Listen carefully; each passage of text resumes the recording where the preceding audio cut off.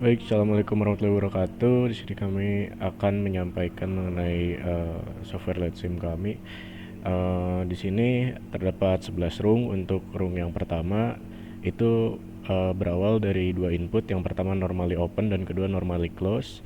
Lalu di akhirnya terdapat tiga output, yaitu output 2, output 3, dan output 4. Kemudian selanjutnya rung satu terdapat dua normally open, yaitu input 0 dan input 1, dan di akhir terdapat output counter C1. Untuk di rung selanjutnya input C1 melanjutkan dari sebelumnya dan dilanjutkan dengan output 1. Untuk di rung 3 dua input, yaitu input 2 dan input 11 normally open diakhiri dengan output 6. Untuk rung 4 output input normally open input 6 dan diakhiri dengan output timer T1. Di rung 5 melanjutkan dari timer 1 T1 kemudian dilanjut ke output O1. Terus selanjutnya akan disampaikan oleh rekan saya. Lalu di rung 5 ada satu input dan satu output. Di rung 6 memiliki input normally open dengan dua output akhir, dan di rung 7 ada uh, in, dua, dua input normally open dan normally close dan satu output. Di rung 8 ada satu Rung 8 ada satu input normally open dengan output timer di T2. Lalu di rung 9 ada lanjut input dari T2 lalu satu output. Di rung 10 ada satu input dengan normally open dan memiliki dua output.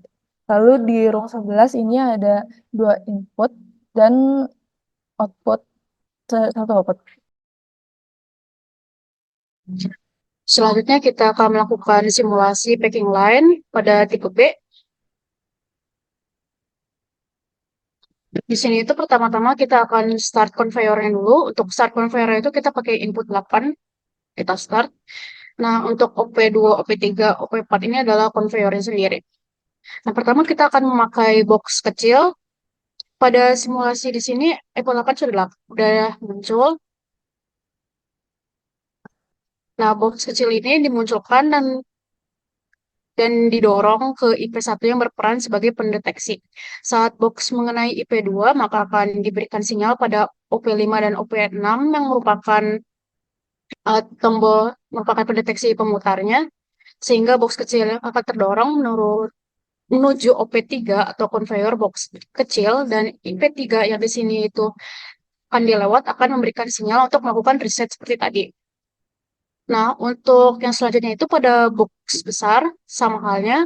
Di sini kan sudah dinyalakan terlebih dahulu input 8-nya.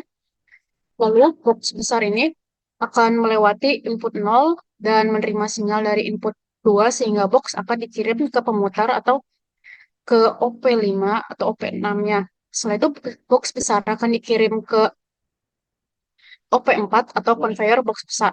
Pada di sini itu input 4-nya di sini akan berperan sebagai pendeteksi apabila jika box besarnya sudah terlewat, akan dilakukan reset sehingga dapat terjadi packing line yang kembali.